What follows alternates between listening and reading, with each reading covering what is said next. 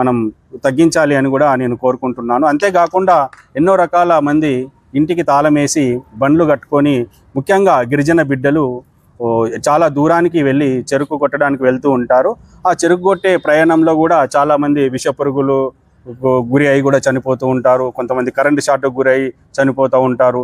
వెళ్ళిన బండ్లు కూడా బోల్తబడి చనిపోయిన సందర్భాలు ఎన్నో ఉంటాయి. ఇది ఒకటే కాదు, అనునిత్యం జరుగుతూ ఉన్నాయి. ఇవన్నిటిని అరికట్టాల్సిన బాధ్యత ఇక్కడ ఉన్న పాలకుల పైన ఉంది, రాష్ట్ర ప్రభుత్వం పైన కూడా ఉంది.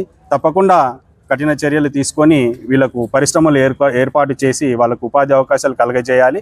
అంతేకాకుండా ఇలాంటి ప్రమాదాలు జరగకుండా కూడా ప్రభుత్వం తగిన చర్యలు తీసుకోవాలి. ఏదైనా అనుకోకుండా యాక్సిడెంట్లు జరిగితే వాళ్ళకు తగిన విధంగా వాళ్ళ ఆసుపత్రి ఖర్చులు భరించడంతో పాటు వాళ్ళకు తగిన ఎక్స్గ్రేషియా కూడా ఇచ్చి ఆ నిరుపేద కుటుంబ గిరిజన బిడ్డలైన నిరుపేద కుటుంబాలను ఆదుకోవాలని కూడా నేను కోరుకుంటున్నాను.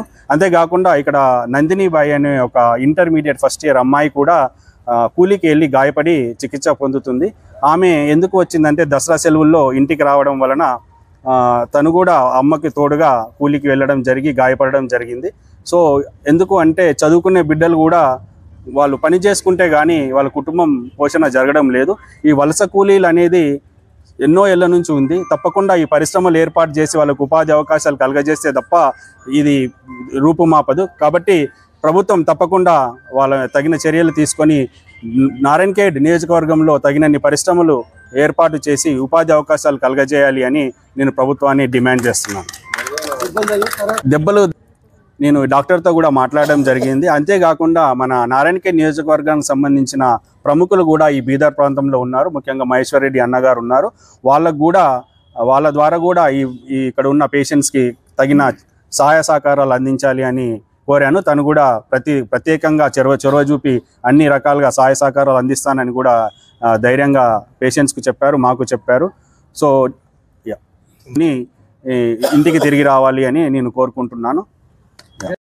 మా హాస్పిటల్లో మా అమ్మకి జాయిన్ చేయనప్పటి నుంచి రాజకీయ నాయకులు కానీ ఎవరు రాలేదు. ఇక్కడ ఈ సార్ వచ్చారు, ఆర్థిక సాయం అందిస్తున్నారు, చాలా ధన్యవాదాలు. మచ్చంద్ర సార్ గారికి మేము ఆపదలో ఉన్నామని తెలిసి మా కష్టాలను తెలుసుకునేందుకు వచ్చినందుకు చాలా ధన్యవాదాలు.